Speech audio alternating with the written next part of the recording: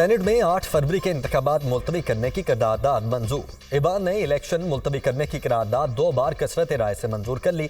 Senator Dilawar Khan ने करारदाद पेश की। निगरान वज़ीर इत्तलात मुर्तज़ा सोलंकी की करारदाद की मुखालिफत। नून लीग के अफनानुल्लाह भी करारदाद की मुखालिफत की। इलेक्शन के लिए साजगार माहौल फराहम किया जाए, छोटे सूबों में बिलखुसूस इलेक्शन मुहिम को चलाने के लिए मसावी हक दिया जाए। करारदाद का मतन। बलोचिस्तान और खैबर पख्तूनख्वा में सूरत हाल खराब है। मौलाना फजलुर रहमान और मोहसिन दावड़ पर हमले हुए। एमल वली खान और दीगर सियासी रहनुमाओं को थ्रेट मिले हैं। करारदाद में इलेक्शन कमीशन से 8 फरवरी का इलेक्शन शेड्यूल मुअत्तल करने का मुतालबा। करारदाद की मंजूरी के वक्त ईवान में सिर्फ 14 अरकान मौजूद थे। पीपल्स पार्टी के बहरामंद तंगी और PTI के गुरदीप सिंह खामोश रहे।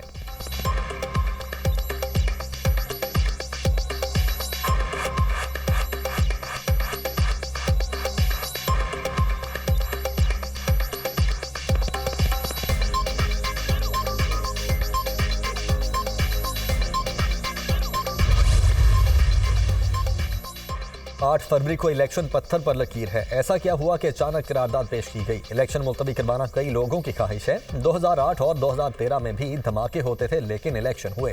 2008 और 1997 में भी सर्दियों में हुए। क्या हमने मुल्क को और मकरूज करना है? नून लीग के सेनेटर अफनानुल्लाह सेनेट में बयान। सुप्रीम कोर्ट की 8 फरवरी की तारीख का एहतराम करते हैं। हमारे जवान शहीद हो रहे हैं, कहा जा रहा है कि इलेक्शन करवाएं। सेनेटर दिलावर खान का इजहार ख्याल। सेनेटर बहरामंद खान तंगी का नामालूम नंबर से धमकियां मिलने का इंकशाफ। चेयरमैन सेनेट की तफसीलात सेनेट सेक्रेटेरिएट को फराहम करने की हिदायत।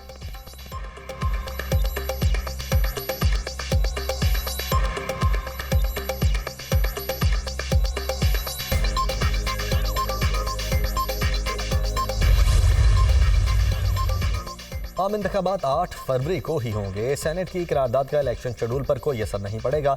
सुप्रीम कोर्ट के अहकामात के अलावा कोई अहकामात इलेक्शन शेड्यूल पर असरअंदाज नहीं हो सकते। इजराए इलेक्शन कमीशन।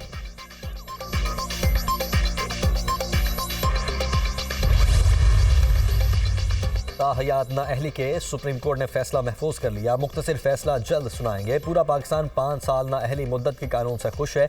किसी ने कानून चैलेंज ही नहीं किया। आइन ने नहीं कहा नाअहली ताहयात है, ये हमने कहा। आइन को इतना मुश्किल न बनाएं कि लोगों का एतमाद खो दें। पार्लियामेंट ने 5 साल का एक फैसला कर लिया, हमें उसे कबूल करने में मसला क्या है? एक डिक्टेटर आया, उसने लोगों को नाअहल करने की तरामीम की। जिन्होंने आइन बनाया वो समझदार लोग थे। एक जनरल ने ये शिक डाल दी तो हम सब पाबंद हो गए।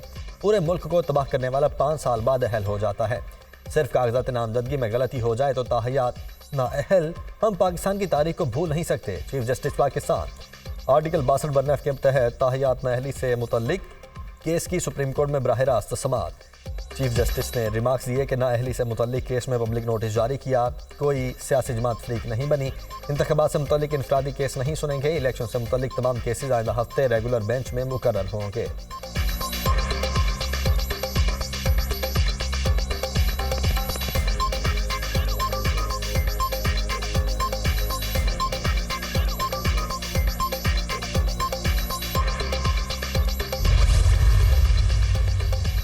सुप्रीम कोर्ट ने ताहयात नाअहली केस में आइन की गलत तशरीह की। समीउल्लाह बलोच केस में ताहयात नाअहली का फैसला दुरुस्त नहीं। अटॉर्नी जनरल का 2015 के इसाक खाकमानी केस का हवाला। समीउल्लाह बलोच केस में क्या इसाक खाकमानी केस का हवाला मौजूद है? चीफ जस्टिस का इस्तफसार।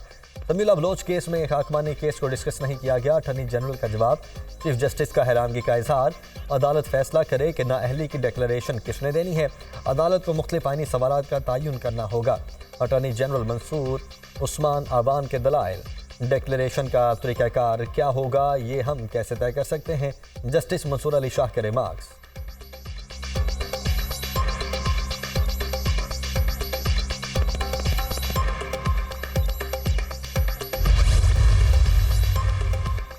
इलेक्शन कागजात में पूछा जाता है आपके पास कितने ग्राम सोना है। आप घर जाकर सोना तोलेंगे तो फिर बताएंगे। आप अगर वो अंगूठी भूल गए जो बीबी ने पहन रखी है तो ताहयात नाअहल। अवाम के लिए इसकी मंतिक तो वाज़े करें। चीफ जस्टिस का वकील से मुकालमा। नवाज शरीफ को तनख्वाह का सहारा लेकर नाअहल किया गया। वकील मखदूम अली खान। किसी का नाम ना लेना, वो बात ना करें जो हमारे सामने नहीं। चीफ जस्टिस का वकील से मुकालमा। क्या सजा ताहयात होती है? क्या सिविल कोर्ट नाअहली का डिक्लेरेशन दे सकती है? जस्टिस जमाल मंदोखेल का इस्तफसार। सिविल कोर्ट ऐसा डिक्लेरेशन नहीं दे सकती। वकील मखदूम अली खान का जवाब। डिक्लेरेशन हतमी हो चुका है तो इलेक्शन पर इसके असरात क्या होंगे? जस्टिस मंसूर अली शाह।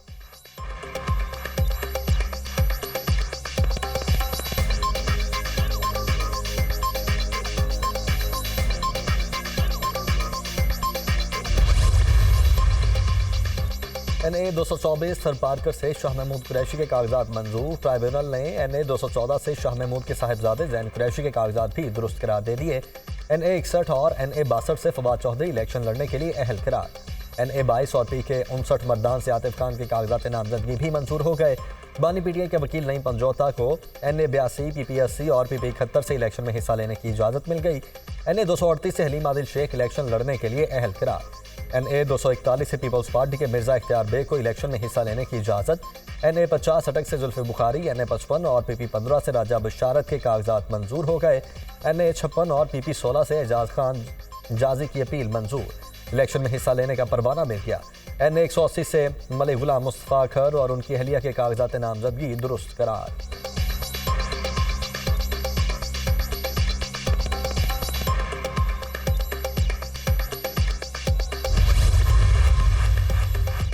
NA-15 मानसहरा से नवाज शरीफ के कागजात नामजदगी के खिलाफ अपील पर समाअत 8 जनवरी तक मुलतवी। आजम स्वाति की जानिब से कायद नून लीग के कागजात नामजदगी को चैलेंज किया गया है।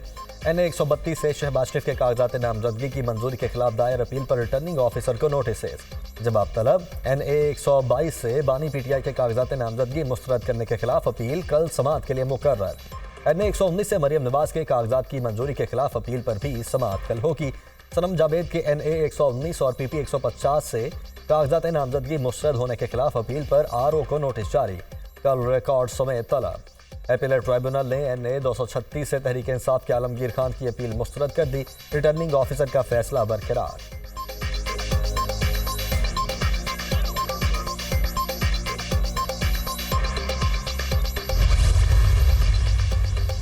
पीपल्स पार्टी का 48 घंटों में पार्टी टिकट का ऐलान मुतवक्के। मुतअद्दिद साबिका अरकान कौमी और सूबाई असम्बली को टिकट देने का फैसला। साबिका सिंध काबीना के बेशतर अरकान को भी पार्टी टिकट दिए जाने का फैसला। मुराद अली शाह, कायम अली शाह, शर्जील मेमन, नफीसा शाह, शाजिया मरी के नाम फाइनल। सईद गनी, नबील गबोल, कादिर पटेल का नाम भी शॉर्ट लिस्ट। सिंध में कौमी असम्बली की 61 और सूबाई असम्बली की 130 जनरल नशिस्तें हैं।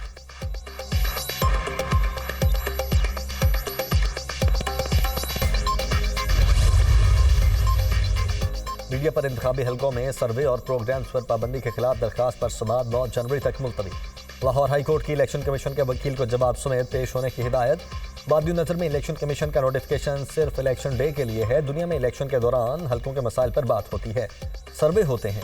ऐसी पाबंदी लगाने की वजह समझ नहीं आती। जस्टिस अली बाकी नजफी के रिमार्क।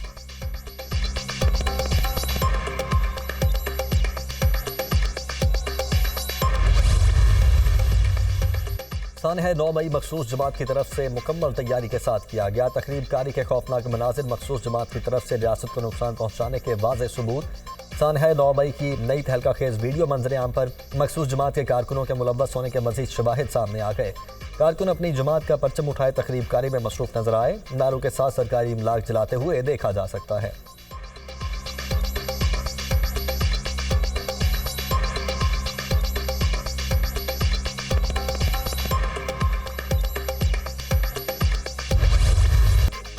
गजा में इसराइली फौज के मजालिम नकल मकानी करते निहत्ते फलस्तीनियों पर हमला। मुतअद्दिद फलस्तीनी शहीद हो गए। सेहूनी फोर्सेज के स्नाइपर्स ने मासूम बच्चों और खवातीन को निशाना बनाया। सड़कों पर लाशों के ढेर लग गए। हर तरफ दर्दनाक मनाजिर। खान यूनुस के इलाके में घर पर बमबारी से सुलाह खानदान के 14 अफराद शहीद हो गए। गजा में जंग में अब तक 22,815 फलस्तीनी शहीद, 57,296 अफराद जख्मी हो चुके।